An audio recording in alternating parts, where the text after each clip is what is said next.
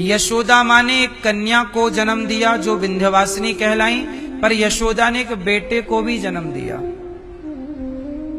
वो बेटे की क्या कथा है, आओ सुनाता हूं। एक बेटा तो वसुदेव जी लेकर आए, सिर पे रख के कन्हैया। तो यशोदा के पुत्र, यशोदा के कन्हैया और देवकी के कन्हैया जब दोनों मिले तो भगवान दोनों के वचन दे चुके थे। यशोदा को वचन दे चुके ना कि मैं तेरा बेटा बनकर आऊंगा, तो जब वचन दे चुके तो आना तो पड़ेगा। और यहां कैकेयी को भी वचन दे चुके कि मैं तुम्हारा बेटा बनूंगा पर दूध नहीं पीऊंगा, तो यहां भी बेटा बन के आए, वहां भी दोनों जगह प्रकट हुए। पर बाद में क्या हुआ, दोनों मिल करके भगवान फिर एक हो गए। दोनों मिलकर भगवान, क्योंकि एक के ही दो अवतार थे। अब आप कहो कि भगवान दो कैसे हो सकते हैं, दो क्या, भगवान तो बहुत हो सकते हैं। जब गोपियों के संग रास रचाए तो जितनी गोपियां थीं उतने कृष्ण हो गए थे। 1,00,000 गोपियां थी तो 1,00,000 कृष्ण हो गए। भगवान तो बहुत हो सकते, अनेक रूप रूपाय विष्णवे प्रभु विष्णवे, अनेक हो सकते हैं और एक भी हो सकते हैं। भगवान तो सर्व समर्थ हैं। भगवान पर यह संदेह नहीं हो सकता। गुरु जी का बेटा मर चुका था, भगवान कृष्ण के गुरु सांदीपनी जी का मरा हुआ बेटा जिंदा किया कि नहीं। तो भगवान तो सब कर सकते हैं, मरे को जिंदा कर सकते हैं। देवकी के कितने बेटा कंस ने मारे, जरा बताओ। देवकी के कितने पुत्र कंस ने मारे थे, 6। 7वें गर्भ में लक्ष्मण जी आए तो लक्ष्मण जी बलराम बन करके रोहिणी मां के गर्भ में चले गए। वो बलराम जी लक्ष्मण जी ही थे, पिछले जन्म में वो लक्ष्मण, इस जन्म में बलदाऊ। 8वें गर्भ में राम ही आए कृष्ण बन करके। तो 6 पुत्र कंस ने मार दिए। आपको पता है कि वो 6 के 6 पुत्र भगवान ने जिंदा करके देवकी मां को बाद में लौटाए थे, जो कंस ने मार दिए थे। ये पता है नहीं आप लोगों को, भगवान कृष्ण से। अच्छा ये बताओ, एक तराजू पे एक पलड़े पर यशोदा माता को रखा जाए और एक पलड़े पर माता देवकी को रखा जाए, आप लोगों के हिसाब से किसका पलड़ा भारी होगा? देवकी मां एक पलड़े पर, यशोदा मां एक पलड़े पर, किसका पलड़ा भारी? जोर से, जोर से। किसका? यशोदा मैया। क्यों?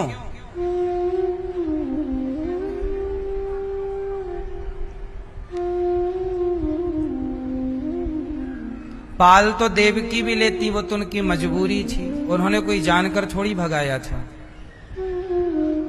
यदि उनको मौका मिलता तो वो थोड़ी मना कर देती कि नहीं मैं तुझे नहीं पालूंगी।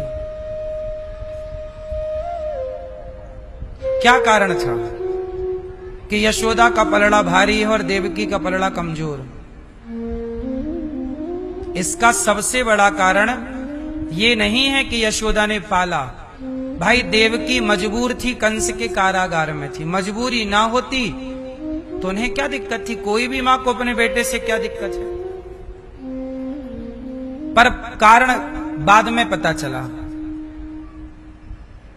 कारण ये पता चला कि जब माता देवकी को पता लगा कि कृष्ण तो मेरा भगवान है, तो माता देवकी ने अपने बेटे का फायदा लिया।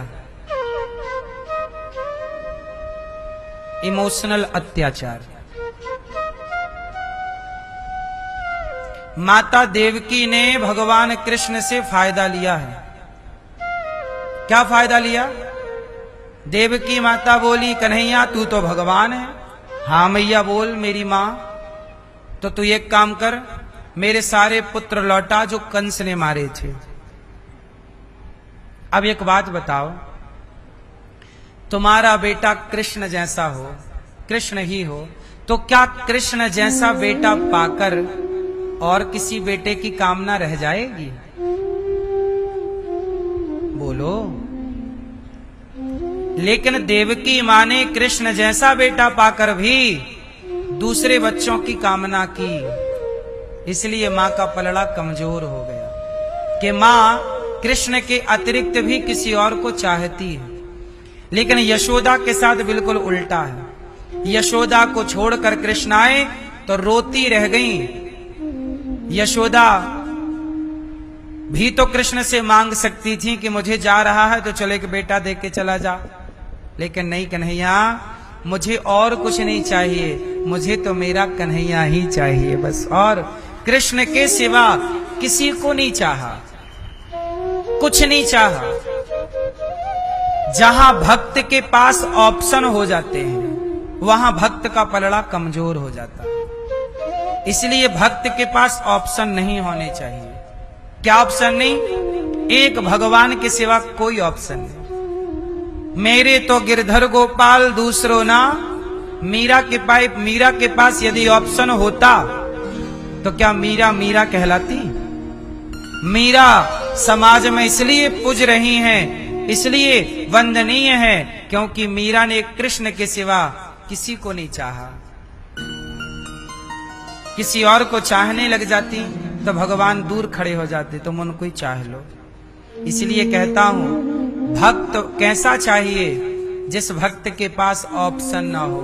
मेरे भगवान के सिवा मेरे पास कोई दूसरा ऑप्शन नहीं है। हे प्रभु, आप ही हैं सब कुछ, कुछ नहीं चाहिए मुझे भगवान के सिवा। इसी को कहते हैं समर्पण।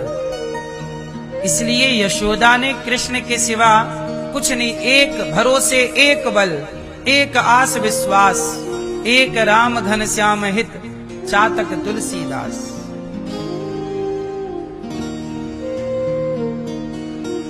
आपने देखा होगा पपीहा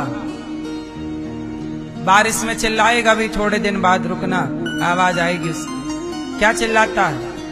प्यासे हो, प्यासे हो, प्यासे हो। बारिश में भी चिल्लाता है, प्यासे हो, प्यासे हो।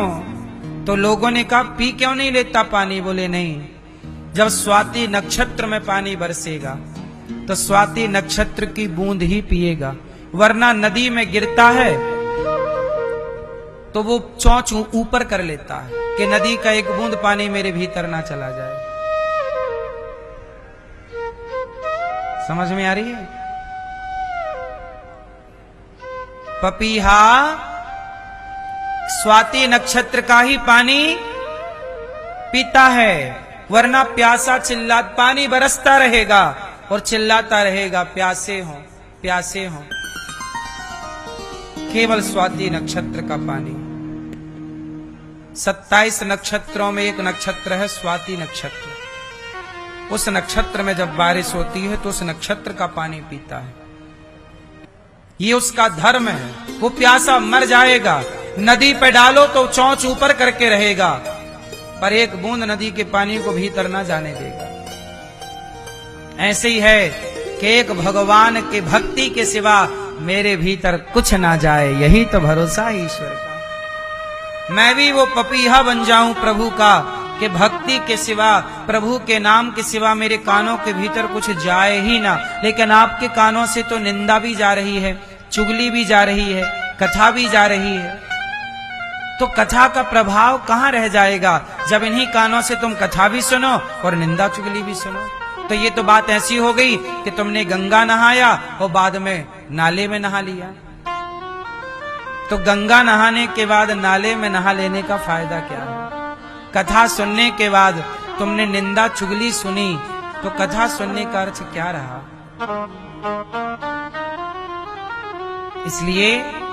इसलिए आज के लोगों के जीवन में परिवर्तन नहीं है। भरोसा जानते ही नहीं लोग कि किसे कहते हैं। भरोसा है। द्रौपदी ने भरोसा किस पर था? मेरा तो अर्जुन गांडीवधारी। हे अर्जुन, देख दुशासन मेरे कपड़े उतार रहा है, दुशासन को मारो। अर्जुन ने गर्दन नीचे कर ली।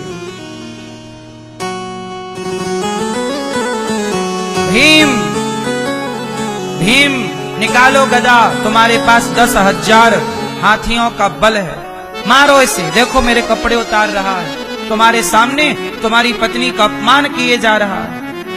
भीम ने सिर झुका लिया। धर्मराज, कहां गया आपका धर्म? निकालो भाला, मारो इसे। सबने गर्दनें झुका ली। द्रौपदी को बड़ा भरोसा था। सच्चाई तो ये है कि द्रौपदी का घमंड टूट गया। द्रौपदी को इस बात का घमंड था कि मेरा पति जैसा बहादुर योद्धा धरती पे कोई नहीं है, इसके रहते मेरा कुछ नहीं बिगाड़ सकता कोई। पर उन्हीं के सामने जब बिगाड़ा, तब द्रौपदी को समझ में आया कि मेरा भरोसा गलत था। जगत पर भरोसा करना गलत है, भरोसा केवल भगवान पर करना सही है। आप कर लो भरोसा संसार पर, संसार पर भरोसा कर रहे हो मतलब आप गलत हैं, और भगवान पर भरोसा कर रहे हैं मतलब आप सही हैं।